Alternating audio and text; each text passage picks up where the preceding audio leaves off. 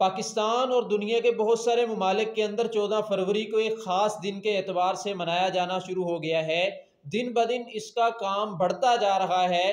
اگر ہم اس کو دیکھیں، اب اس گرجا گھر سے اس کا آغاز کچھ یوں ہوا تھا کہ اس کو یوم عاشقاں کا نام دیا گیا اور بہت سارے عاشق اپنی معشوقوں کے نام اپنی قمیصوں کی آستینوں پر لکھتے اور ہم عورتوں کے ساتھ ملتے ہیں اور اپنی محبت کا اظہار کرنے کے لیے پھول دیتے ہیں۔ کبھی ویلنٹائن ڈے کے نام سے کارڈ ایجاد ہو گئے ہیں۔ کچھ بہت ساری شبہ بقوم فہو منہم، کہ جو قوم جس کی مشابت اختیار کرتی ہے وہ انہی میں سے ہے، مطلب اس کا حشر، اس کا انجام اور قیامت والے دن اس کو اٹھانا، اس کو جمع کرنا اسی کے ساتھ یہ بن جائیں گے کہ نہ خدا ہی ملا، نہ وصال صنم، نہ ادھر کے رہے نہ ادھر کے رہے۔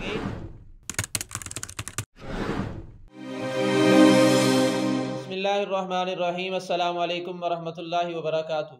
معزز ناظرین و سامعین، امید کرتے ہیں کہ آپ صحت و ایمان کی بہترین حالت کے ساتھ ہوں گے۔ پاکستان اور دنیا کے بہت سارے ممالک کے اندر 14 فروری کو ایک خاص دن کے اعتبار سے منایا جانا شروع ہو گیا ہے۔ دن بدن اس کا کام بڑھتا جا رہا ہے۔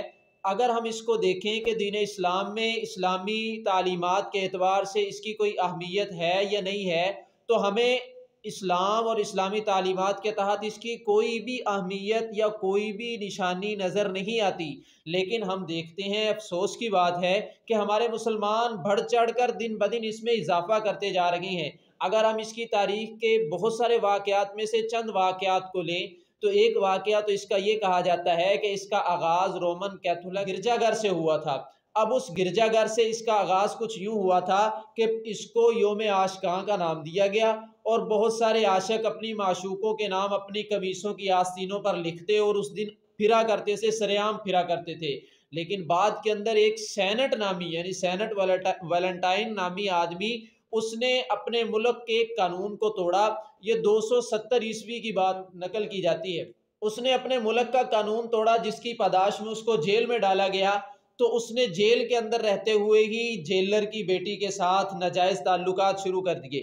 اب ان ناجائز تعلقات کی وجہ سے اور اس ملک کے قانون کو توڑنے کی وجہ سے اس کو ایک دن سزا دی گئی۔ وہ جس دن اس کو سزا دی گئی، یعنی جس دن اس کی موت کا فیصلہ ہوا تھا، وہ 14 فروری کا دن تھا۔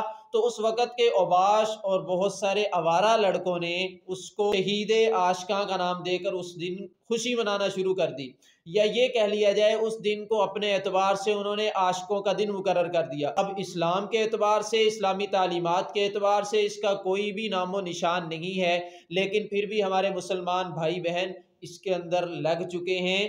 خدارا ہوش کے ناخن لیجئے، اسلام سراسر حیا ہے، لیکن یہ جو دن ہے یہ بے حیائی کے دن ہے۔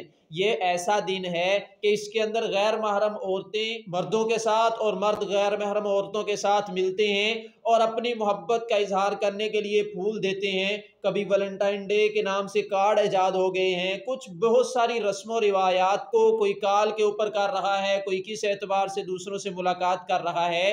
اسلام نے اس کی اجازت نہیں دی اور نہ ہی اسلام کے اندر اس کا کوئی بھی حصہ ہے۔ اگر ہم اسلام کے اعتبار سے دیکھیں تو اللہ رب العزت تو فرماتے ہیں قُلِ لِلْمُؤْمِنِينَ يَغُضُّوا مِنْ أَبْصَارِهِمْ وَيَحْفَظُوا فُرُوجَهُمْ، کہ اپنی مردوں کو حکم ہے کہ اپنی نظروں کو بھی جھکاؤ اور اپنی شرمگاہ کی حفاظت کرو۔ اسی طرح عورتوں کو بھی حکم ہے قُلِ لِلْمُؤْمِنَاتِ يَغْضُضْنَ مِنْ أَبْصَارِهِنَّ وَيَحْفَظْنَ فُرُوجَهُنَّ، کہ عورتوں کو بھی حکم دیا گیا کہ وہ اپنی نگاہوں کو نیچا رکھیں اور اپنی شرمگاہ کی حفاظت کریں۔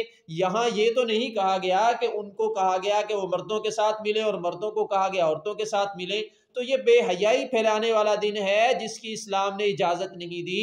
ہمیں اس سے بچنا ہوگا۔ اسلام کے اندر تو حیا کا درس دیا گیا ہے۔ رسول اللہ صلی اللہ علیہ وسلم کی حدیث ہے اذا لم تستحی فاصنع ما شئت، کہ جب تم میں حیا نہ رہے تو تم جو مرضی کرو۔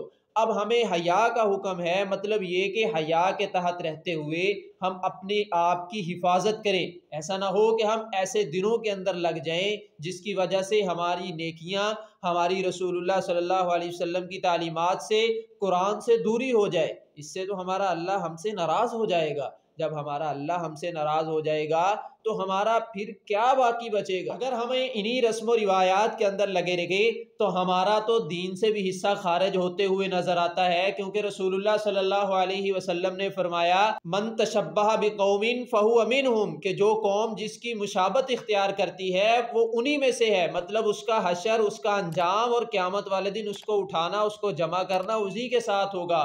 اب ہم دیکھیں کہ یہ تو ایک رومن کیتھولک گرجے سے ایجاد ہونے والا کام ہے، جس کی تشہیر اور جس کے اندر گھسے ہوئے آج ہم مسلمان ہیں، اور اگر اس کے بعد بھی دیکھا جائے یا اور دوسرے واقعات کے اعتبار سے دیکھا جائے تو یہ بے حیائی کا دن ہے، جس کے اندر گناہوں کی دعوت ہے، جس کے اندر گناہوں کے لیے لوگوں کا ملنا ہے، لوگوں کا جمع ہونا ہے۔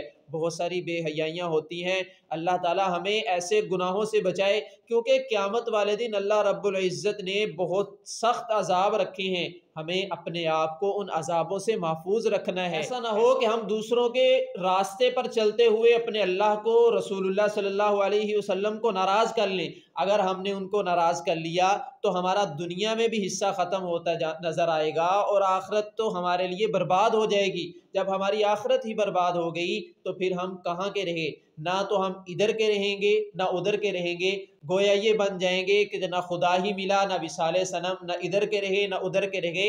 تو خدا را اپنی آخرت کو سنواریے اور اپنے آپ کو اس بے حیائی کے دنوں میں لگنے سے بچائیے۔ اس کی حقیقت اسلام میں کچھ نہیں ہے، اور نہ ہی اسلام نے اس طرح کے گندے دنوں کو منانے کی اجازت دی ہے۔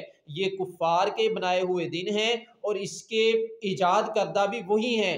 ہمیں اپنے آپ کو اس سے محفوظ رکھنا ہوگا۔ اللہ رب العزت میرے مسلمان بھائیوں کی، میری مسلمان بہنوں کی ایسے بے حیائی کے دنوں سے حفاظت فرمائے، اور ہمیں رسول اللہ صلی اللہ علیہ وسلم کی تعلیمات کے مطابق اپنی زندگی کو اچھے راستے پر ڈھالنے کی توفیق عطا فرمائے۔